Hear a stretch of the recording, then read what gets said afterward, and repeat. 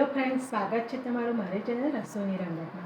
હું છું રેણુકા પરમાર। આજે આપણે બનાવીશું ખજૂરના લાડુ, જે ખાવામાં ખૂબ જ ટેસ્ટી છે અને હેલ્ધી પણ છે। તો ચાલો બનાવવાની શરૂઆત કરીએ।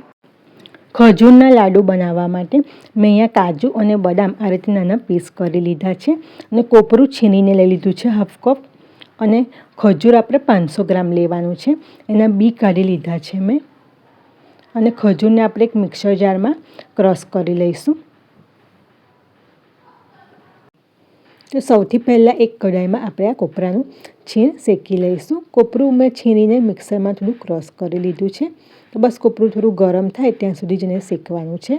તો હવે એને બીજા વાસણમાં આપણે કાઢી લઈશું, અને એક કઢાઈમાં 1 ચમચી ઘી મૂકી દઈશું, અને કાજુ બદામના ટુકડા પણ શેકી લઈશું। તો બસ થોડા શેકાઈ જાય ત્યાં સુધી જ એને કરીશું, અને એને એક બીજા વાસણમાં કાઢી લઈશું। તો હવે એ જ કઢાઈમાં 1 ચમચી ઘી લઈ લઈશું, અને ખજૂર જે આપણે ક્રશ કરીને રાખ્યું છે એ એમાં ઉમેરી દઈશું। ખજૂરને પણ આપણે સારી રીતે શેકી લેવાનું છે। ખજૂર થોડું સોફ્ટ થાય ત્યાં સુધી 2 થી 3 મિનિટ લાગશે ખજૂર થતાં।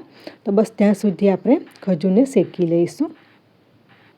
તો ખજૂર જો આ રીતે સરસ સોફ્ટ થઈ ગયું છે તો બસ હવે ગેસ બંધ કરી દઈએ અને એને બીજા વાસણમાં કાઢી લઈશું।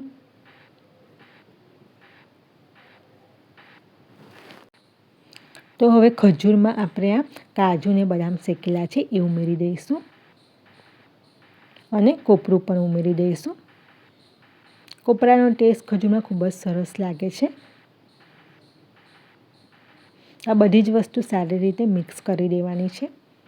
તમે આમાં તમને જે ગમતા હોય ડ્રાયફ્રૂટ, અખરોટ, પિસ્તા, દ્રાક્ષ પણ ઉમેરી શકો છો।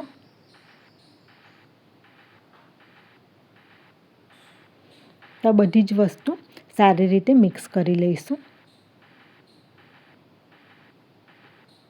તો હવે મિક્સ થઈ ગયું છે, તો આપણે આ રીતે નાની સાઈઝના એના લાડુ બનાવી દઈશું। તમે કોઈ પણ શેપ આપી શકો છો। અત્યારે મેં આ રીતે નાની સાઈઝના બોલ્સ બનાવી લીધા છે।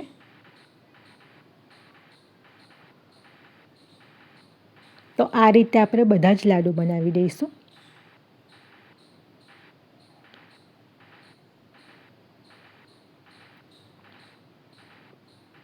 અહીંયા મેં કોપરાનું છીણ લઈ લીધું છે, એનાથી કોટિંગ કરી લઈશું।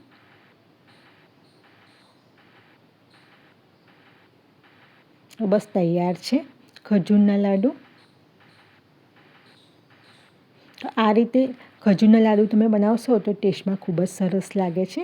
એકલું ખજૂર ના ખાતા હોય છોકરાઓ તો તમે આ રીતને લાડુ બનાવીને આપી શકો છો।